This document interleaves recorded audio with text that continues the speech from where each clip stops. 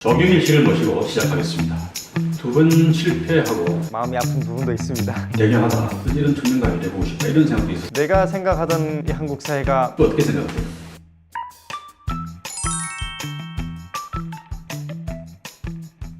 조경일 씨, 우리가 탈북자 오늘도 계속 그런 이야기를 했는데 그 말이 주는 의감이 별로 안 좋죠.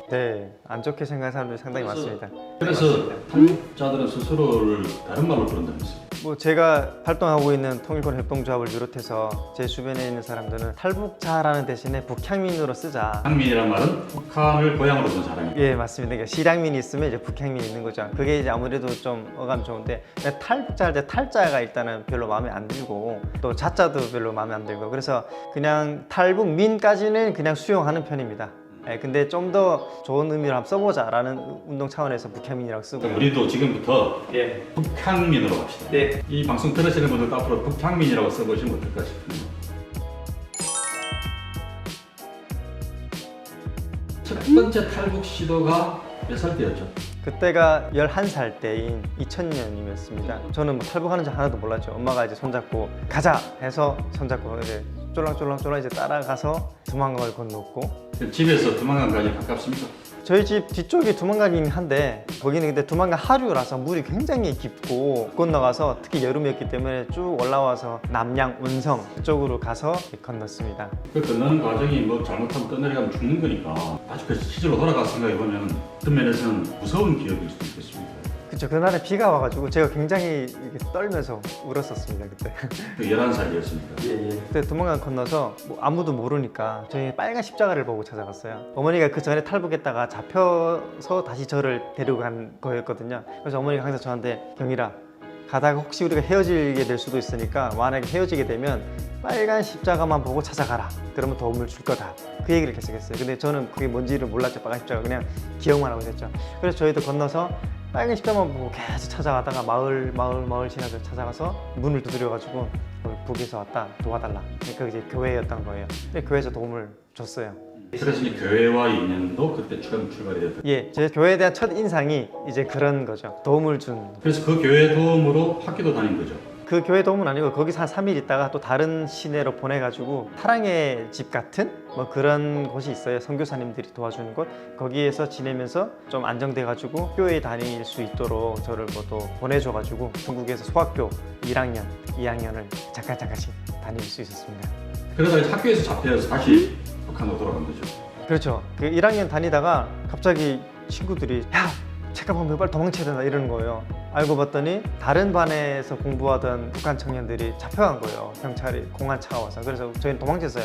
다행히 안 잡혔어요 그날에는. 그래서 그 학교는 더 이상 못 다니고 다른 학교로 또 어떻게 기회가 돼서 갔는데 그 학교에서 한 1년 정도 다녔는데 어느 날 음악 시간인데 선생님이 경기랑 손님이 왔다. 저한테 손님 찾아올 사람이 별로 없는데 뭐 그래도 나가봤죠. 그랬더니 중국 공안이 이렇게 온 거예요. 그래서 그냥 학교 수업 시간에 그대로 잡혀 나간 거죠.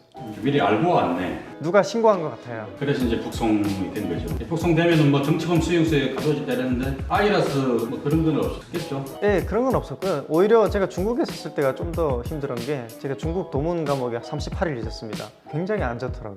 굉장히 안 좋았고요. 그리고 이제 원성으로 넘어갔는데 원성 보위부에 한 3일 정도 있고 그리고 어른들은 뭐 단련대라든가 아니면 좀 더 죄질이 좀 심하다 그러면 뭐 수용소로 보내기도 하는데 저는 다행히 미성년자였고 해서 청소년들 고아소 같은 게 있어요. 그런데 이제 보내가지고 집으로 보내게 하더라고요. 네. 그래서 그게 이제 첫 번째 탈북의 때였고요. 두 번째는 탈북이라고 이야기 본인이 안 하더라고요. 예, 그동안 탈북이라고 표현 안 했었는데 아빠랑 북에서 살고 있었는데 엄마랑 소식이 끊겼고 근데 엄마가 한국에 먼저 와서 살고 있었더라고요. 그때 이미 이제 예. 첫 번째 조경일 씨가 잡혀왔을 때 엄마는 한국으로 있었더라고요. 예, 한국에로 오셨던 거죠. 그래서 엄마가 한국에서 먼저 정착해서 이제 브로커를 통해서 사람을 보낸 거예요. 저한테 아들을 찾아라. 브로커가 찾아와서 이제 아빠랑 함께 중국을 건너갔어요. 엄마 만나러 중국을 건너갔는데 그때는 브로커를 보냈기 때문에 군인들한테 돈을 줘가지고 군인들이 두만강을 건너줬어요. 저를 어깨에 이렇게 메고 돈이 안 되는 게 없더라고요.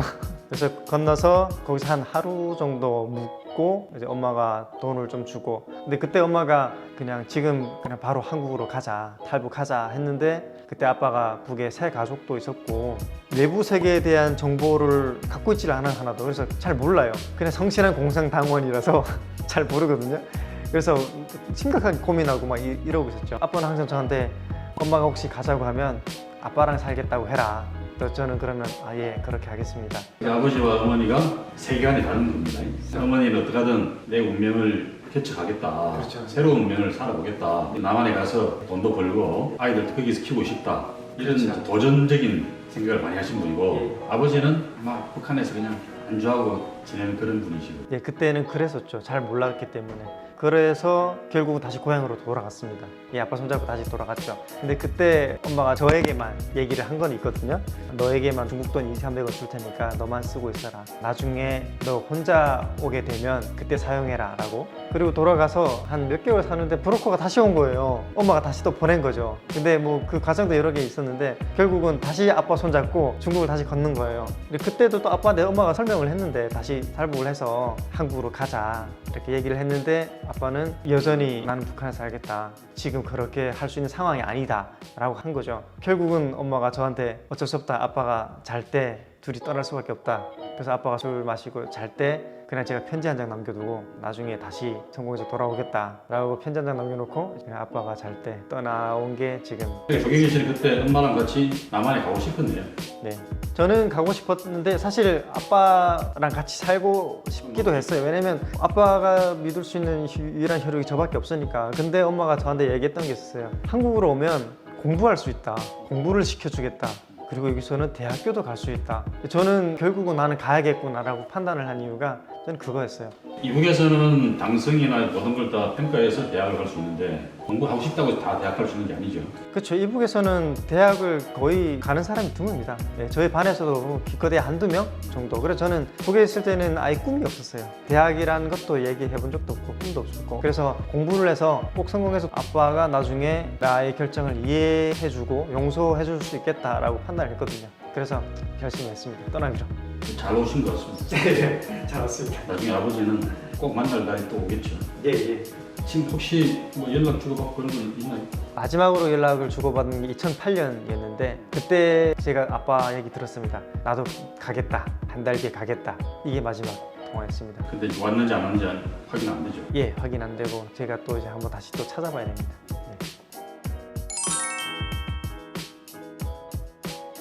16살 나이에 한국으로 들어왔습니다. 16살이면 한국 사람들은 중3 나이죠. 근데 중학교를 못 갔죠.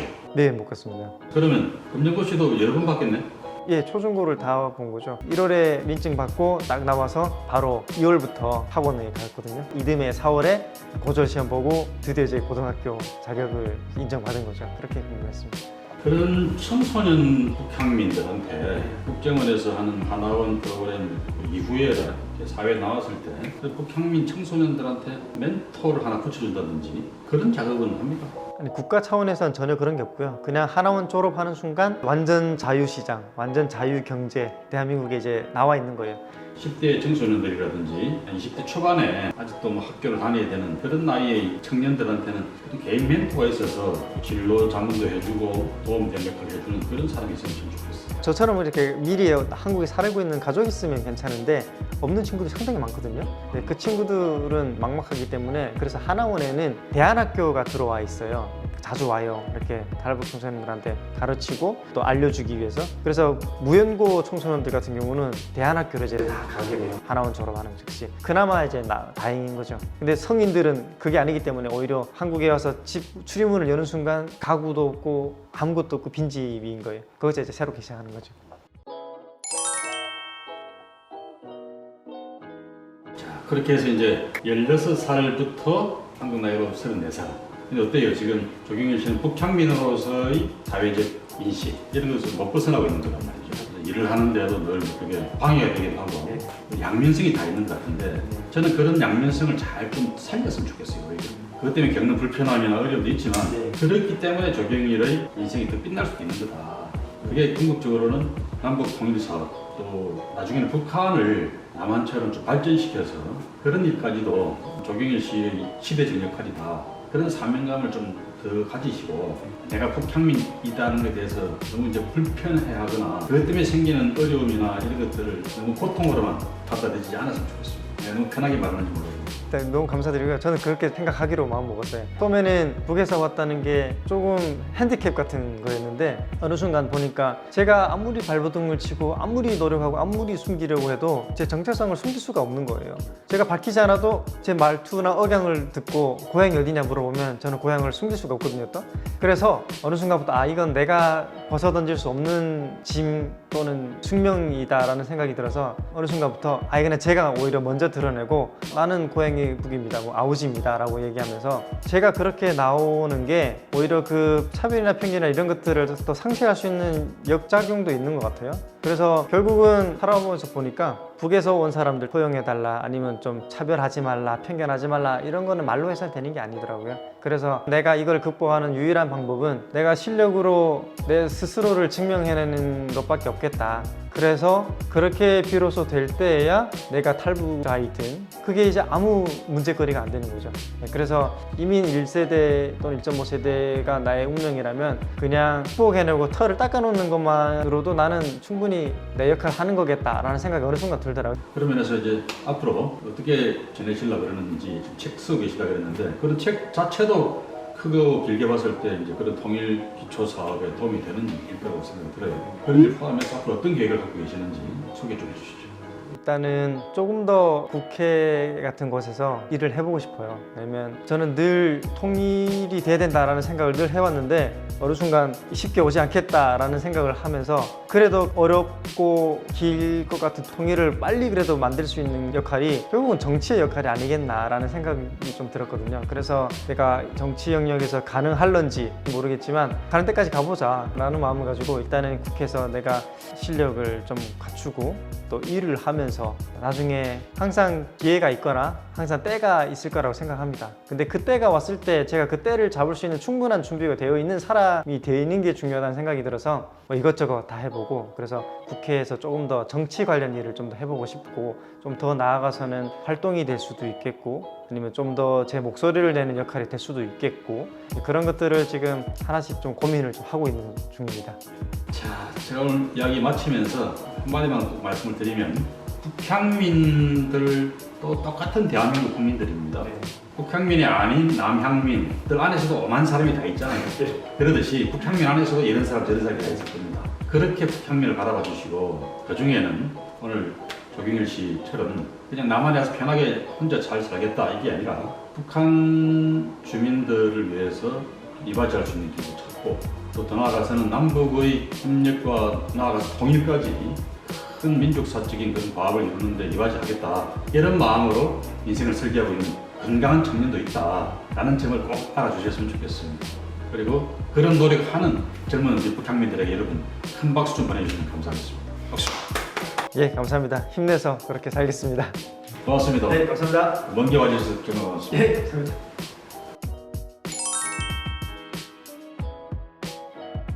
지금까지 김영춘 TV 별사람, 별처럼 세상을 밝히는 특별한 보통사람 북향민 조경일 씨를 모시고 진행했습니다. 여러분 쌀쌀해져서 아침 저녁으로는 추운 날씨가 되었습니다. 환절기 감기 조심하시고 더 밝은 모습으로 다시 찾아뵙겠습니다. 고맙습니다. 구독, 좋아요, 알림 설정까지 해주이소.